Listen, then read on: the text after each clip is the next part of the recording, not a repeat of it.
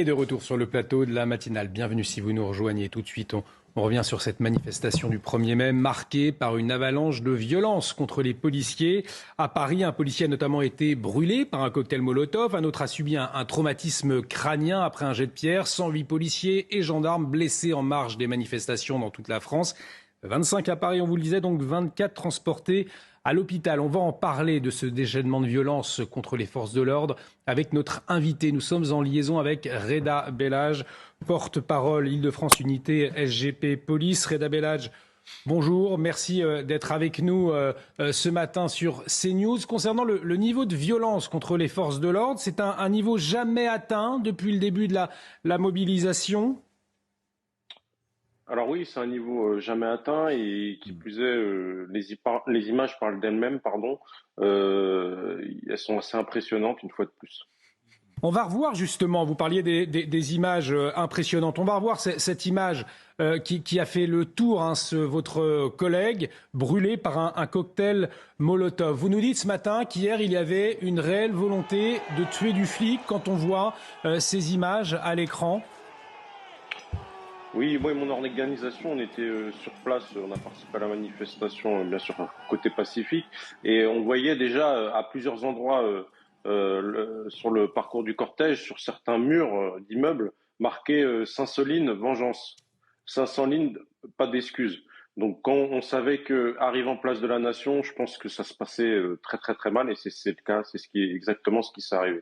Vous faisiez référence à Sainte-Soline, on l'a vu, des Black Blocs toujours plus nombreux, une agressivité hier au plus haut, malgré des effectifs de forces de l'ordre qui étaient nombreux. Il y avait également l'utilisation de drones qui était nouveau.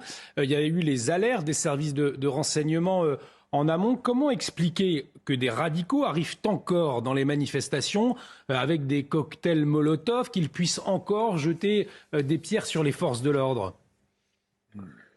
Écoutez, c'est une question c'est des groupuscules, qui sont bien organisés. En plus, nous avions fait face à une partie des Black Blocs, on va dire, étaient des anciens gilets jaunes radicalisés. D'autre côté, vous avez certains jeunes, parce que sur place, c'était vraiment très très jeune. Et puis, vous aviez aussi les ultra-gauches, comme d'habitude. Et le problème qu'on a eu, c'est que la place de la Nation est assez tendue. Et vous aviez plusieurs boulevards et vous aviez plusieurs groupes différents qui s'attaquaient à chaque côté du boulevard. Donc c'était un peu un jeu du chat et de la souris et qui a été très complexe à gérer pour mes collègues policiers et camarades gendarmes. Reda Bella, je souhaitais avoir votre analyse des images que l'on a à voir, des forces de l'ordre qui semblent débordés, qui reculent, on le voit sur ces images, qui avaient du mal à reconquérir le terrain, même parfois. On est passé à deux doigts d'un drame, c'était vraiment ultra violent hier. Oui, franchement, quand vous êtes sur place, c'est encore plus impressionnant que sur les images. On est très surpris qu'il n'y ait pas eu, heureusement, mais très surpris qu'il n'y ait pas eu plus de blessés, parce que franchement, ils ont fait usage, on le voit un peu, de pavés.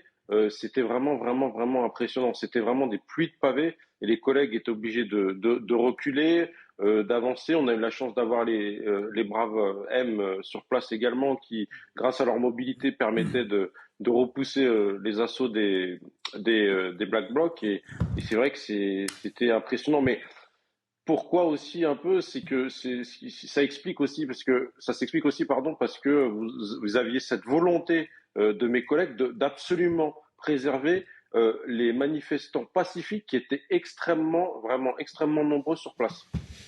Oui, effectivement, ces violences qui ont lieu en marge des cortèges qui ne concernent pas les manifestants, tous les manifestants qui, eux, ont défilé pacifiquement. En tout cas, des forces de l'ordre très sollicitées, alors particulièrement hier, mais tout au long de ces derniers mois, avec toutes ces mobilisations. Quel est l'état d'esprit des troupes ? Est-ce que les effectifs vont pouvoir tenir dans le temps, physiquement, nerveusement ? Écoutez, les images déjà sont assez impressionnantes. C'était le cas déjà du collègue qui était tombé à terre le 23 mars. Aujourd'hui, les images sont encore plus choquantes pour mes collègues. On va dire qu'on a eu quand même une bonne nouvelle pour les policiers d'Île-de-France avec l'annonce du ministre de l'Intérieur, du préfet de police de renfort de 2800 collègues en sortie d'école en lieu et place de 1000 collègues. Donc c'est une bonne nouvelle pour nous. Mais je pense que dès hier, en tout cas, notre organisation syndicale a alerté sur le fait que nous sollicitions vraiment vraiment une réponse pénale et pour ces black box, que ces individus soient fichés et qu'ils soient interdits de participer à ces manifestations. Effectivement, une vraie problématique autour de ces blocs radicaux, de ces black blocs. Un grand merci Reda Bellach pour votre éclairage ce matin dans la matinale de CNews. Je le rappelle, vous êtes porte-parole Île-de-France, unité SGP.